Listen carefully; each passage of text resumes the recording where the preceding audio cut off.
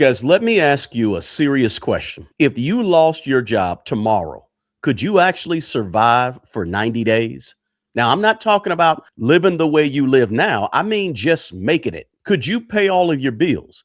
Could you keep a roof over your head and not fall behind? No paycheck coming in, no backup plan, just you and whatever you've already put aside. I asked that same question a couple of days ago here on YouTube in the community tab as a poll. About 10,000 people responded, and 40% of those, roughly 40% of those 10,000 people said they wouldn't make it. That's shocking to me and a little bit scary. But here's the other truth. A lot of the people who think they would be okay haven't really done the math. Let me put it in perspective, because that 40% number, that's not just a YouTube thing, okay? That's really real life if you look at the statistics and studies. According to the Federal Reserve, nearly 40% of Americans would struggle to cover just a $400 emergency without having to borrow money or sell something.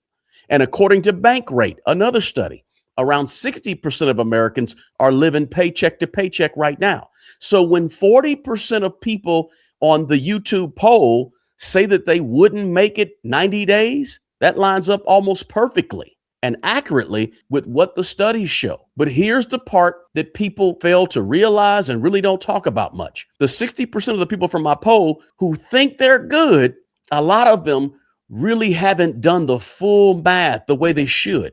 A lot of people have this confidence. Sometimes it's overconfidence that, I'm good. I'm going to be okay. I'll be all right. But we got to be careful, because sometimes that confidence or overconfidence without fully knowing the numbers is how people can get blindsided when something happens, an emergency. So let's make this simple, okay? Your job is to build an emergency fund, an emergency cushion of money as soon as possible, as fast as you can. And I suggest you do that starting right now, so you don't get blindsided and caught off guard. This is your first barrier, your first insurance, your first safety net, right? Not real life insurance, which we all should have, not disability, but having some cash in place that you can use in case something goes wrong, or I say when something goes wrong. Now, let me be clear here. This is not extra money. This is not money that, if nothing happens, I'm going to take and go invest with it. No, this is not any of that. It's not vacation money. This is protection money. This is your safety net. This is what keeps you and life as you know it from falling apart. When life smacks you in the face, because life will smack you in the face, right? Just live long enough and you'll get it. So let's talk about exactly what an emergency fund is, so we're all clear. If you lose your job, that's an emergency.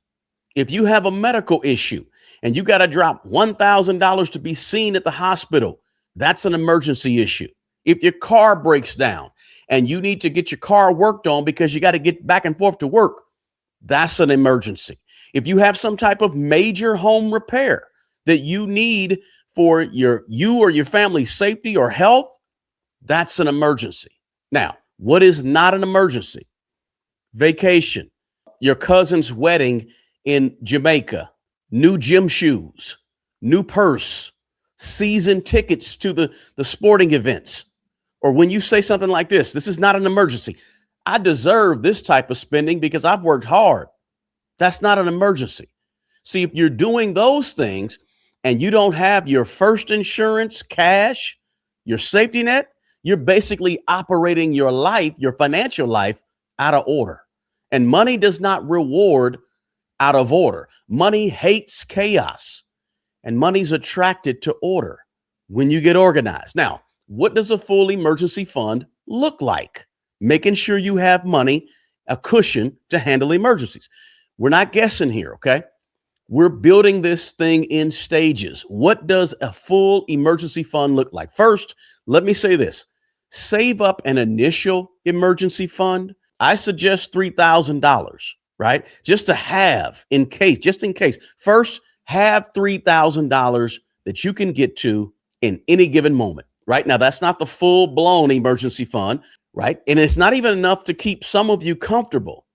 But It's just enough to stop about 90 to 95% of all the issues that you're going to be hit with. Then, after you save up that initial $3,000 emergency fund, then you go after any bad debt, pay off the debt, or at least pay your debt down, your bad debt down, and then you build your full emergency fund. And this is where people get things wrong, okay? What do you need? How much do I need? How much should I save? For most people, here's the general rule of thumb. And I know this stuff is basic, but look, do the basics right. Get the basics right, right? Then you can go off and do all the fun stuff and all that, but just have a strong foundation. Here's what you need: about 4 to 5 months of your expenses.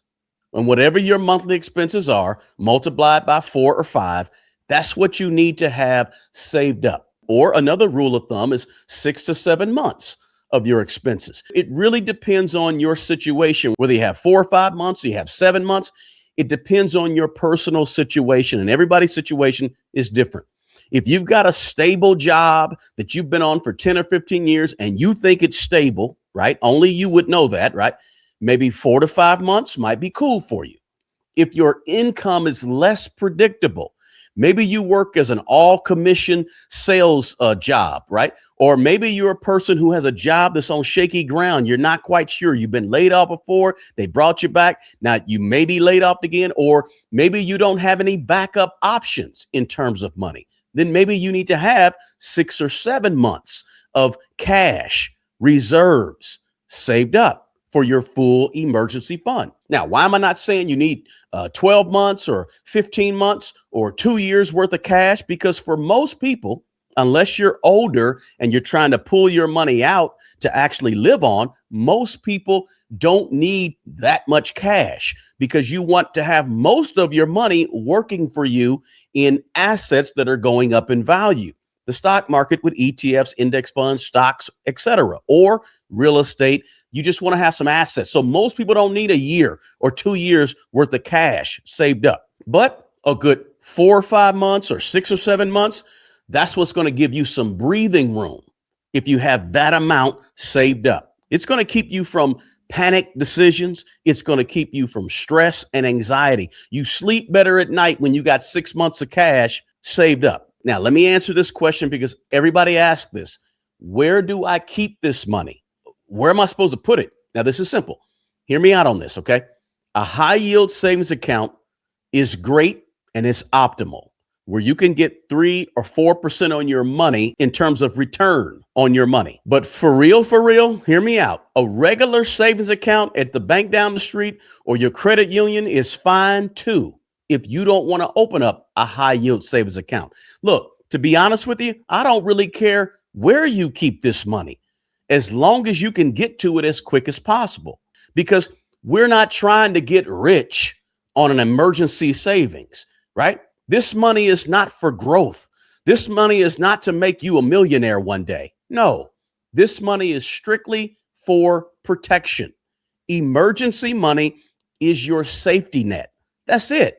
Now, look, if you want to put it in a money market account where you're getting 3.5%, 4%, or some type of high yield savings account, all the best to you. There's nothing wrong with that. Do that. That's the first best place to put it. But if you don't feel comfortable doing that, don't trip. It's not that big of a deal if you have your $15,000 or $20,000 getting 0.05% or getting 1.5%, because we ain't trying to get rich on an emergency fund. Now, let me just make sure we're clear about the order. I went over it before, but I'm going to go over it again. Now, listen closely. I'm going to say this again so it's clear, because this is where most people mess it up. This is the order. It's not random, not emotional, structured. Write it down if you have to. Step 1, get the match at your job if they offer it. If they don't offer you a match, still put in 3 to 4% of your money into the 401k. Now, if you prefer and you don't like their 401k and they're not giving a match, then put in 3 to 4% of your money every time you get paid, once a month, whatever it could be, into a brokerage account. Open up a brokerage account at Fidelity, Schwab, Vanguard, wherever, and start putting your money there, just 3 to 4%, because I want you to build the habit, the muscle, the discipline, the understanding, the patience, and the knowledge of investing. So first, get the match. If they don't offer a match, open a brokerage account. Step 2, save your initial $3,000 emergency fund. Make sure you have that. Fast, easy to get to. Step 3, pay off any bad debt you got, or at least pay that debt way down. You got to stop paddling the boat backwards. Get rid of the bad debt. Bad debt is any debt on anything that's not going up in value. Student loans, bad debt. Medical bills, bad debt. Car loans, bad debt. Personal loans, credit cards, bad debt. Get rid of that stuff out of your life. But if you own a piece of real estate that you rent out, that's not considered bad debt, because 9 times out of 10, real estate's going up in value. Now, step 4, then once you do all that, then you build your full emergency fund, 4 to 5 months of your expenses or 6 or 7 months of your expenses. That's the order. Now, let me talk about how do you build this money fast and quick. A few ways to do that, because this is where people kind of procrastinate, right? They drop the ball at this point. 3 primary ways you do this. First is saving. You save money. Listen, that means you got to cut out some of your spending temporarily, right? You got to get rid of all the subscriptions you don't use. You got to stop eating out so much and stop doing DoorDash. Carry your lunch to work for a year or 2. Carry food with you when you go out on Saturdays and Sundays for a year or 2. This is not forever, but you got to sacrifice something. And this is a way you can start sacrificing to get this money saved up fast. And some people don't want to sacrifice anything. They want to have life as is, but then complain about not actually being able to save up money. Well, maybe you could save money if you chop your lifestyle down. I know it's difficult, but sometimes we got to do what we got to do. We can't control inflation. We can't control the next president. We can't control what's taking place in the economy around us, but we can focus on the economy in our own household, our own 4 walls. And sometimes that's going to require you making big sacrifices. Now, the second way to save this money fast is not just cutting your expenses, but increasing your income, right? Side hustles, side jobs. Start that business, build that business, focus on that business. Maybe you take on some overtime at work, right? Some extra work. Maybe you just sell some stuff sitting around your house to get this stuff done as soon as possible that you don't never use. The deal again is you got to do what you got to do. First way was to cut expenses. Second way to save this money up fast is to get more income. Third way is this. Maybe you can use your raises, your bonuses.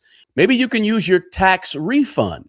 Take any extra money that you have coming in and throw it into building up this savings fast.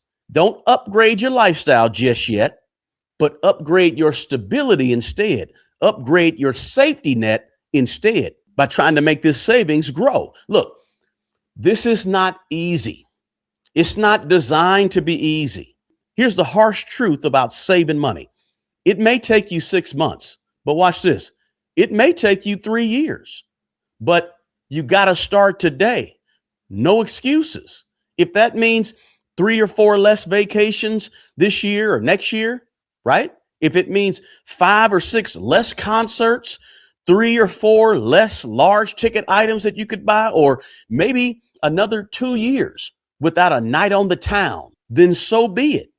The deal is this. If you want to change your financial situation and save more money faster, then you got to be willing to do something and give some things up. Because right now, if you're in that 40% of people who cannot survive for 3 months, if you get laid off tomorrow, the honest truth is you're exposed right now. And most people, they don't even realize it until it's too late. So I'll ask you again, if you lost your job tomorrow, could you survive for 90 days? And if the answer is no, now you know exactly what you got to do. And if the answer is yes, make sure you've actually done the math and looked at the numbers. Look, if you want help putting this in order step by step, we got our 4-step financial reset. Enrollment is open right now. Click on the first link in the description box below for more information. And if this video helped you out at all, do me a favor and smash that like button and share this video with your good people. Listen, the best person who's going to take care of the old you is the young you. Until the next video, peace.